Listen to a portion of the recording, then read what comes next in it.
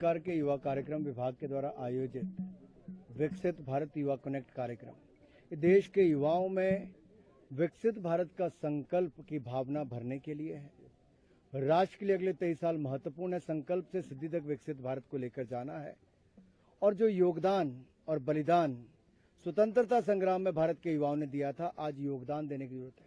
उन्होंने जान दी थी, इनको जीने की जरूरत है। उन्होंने देश को स्वतंत्र कराया था, इनको विकसित बनाने की जरूरत है।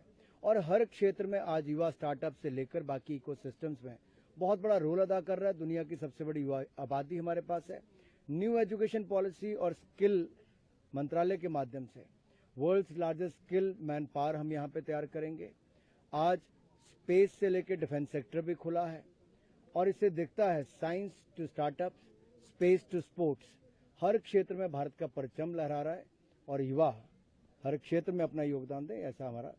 प्रधानमंत्री कल यूएस के विजिट से लौटे हैं। इस महीने 2 इम्पोर्टेंट विजिट हुई थी, लीडर ऑफ अपोजिशन भी गए थे।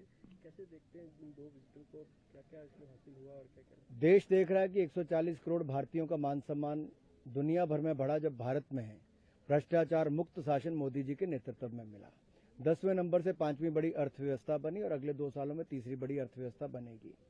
दूसरी ओर कुछ ऐसे लोग हैं जिन्होंने 60 साल तक उनके परिवार पार्टी ने राज किया, देश को कंगाल किया, बुरा हाल किया और अब विदेश में जाकर भारत की छवि को नुकसान पहुंचाते हैं, झूठी बातें करते हैं, प्रोपेगेंडा ऐसा रखते हैं जिससे कारण देश की छवि खराब होती है। तो 140 करोड़ भारतीयों को ये पता है कि देश में अपमान कौन कर रहा है और सम्मान कौन बढ़ा रहा है। इसलिए लोग मोदी जी उनके मन में इसलिए बसते हैं क्योंकि सम्मान बढ़ाया है। और कुछ ऐसे लोग हैं जो भारत के लोगों का अपमान करते हैं, तो दुनिया के लोग भी पूछ रहे हैं भारत के हैं कि पाकिस्तान के हैं। मुझे लगता है कल के ऑर्डर के बाद तो कर्नाटक के मुख्यमंत्री को इस्तीफा दे देना चाहिए। पाक साफ जब तक नहीं होते तब तक उनको इस पद पर बने रहने की और स्वतंत्र जांच, निष्पक्ष जांच करनी तो मुख्यमंत्री को इस पद पर रहना ही नहीं चाहिए। ये गंभीर भ्रष्टाचार के आरोप हैं। इनसे पहले इनके बड़े नेताओं को और जाना पड़ा, मुख्यमंत्री पर आरोप लगे। ये अपने आप में दिखाता है कि जब से कर्नाटक में सरकार कांग्रेस की आई है, वहां पर लोगों को लूटने का काम फिर शुरू हुआ है। एक आखिरी सवाल सर, महाराष्ट्र से जुड़ा हुआ।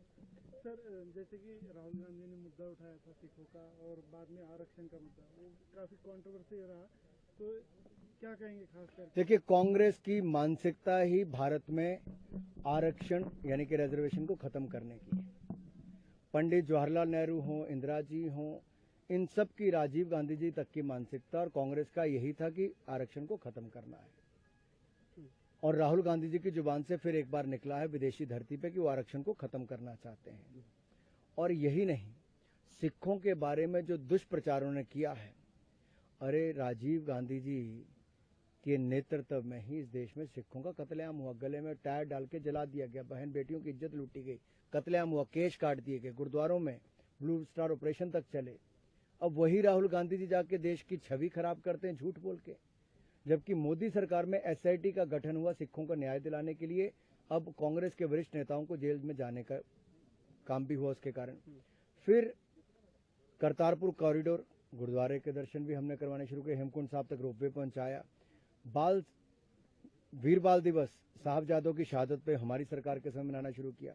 550वां प्रकाशोत्सव गुरु नानक देव जी का, 400वां प्रकाशोत्सव गुरु तेग बहादुर जी का हमारी सरकार ने, मोदी सरकार ने मनाया। मोदी जी ने तो सिखों को मान सम्मान दिया, कांग्रेस ने अपमान भी किया, कत्लेआम भी किया। Welcome to K Mall, a premium project by Kaleem Group.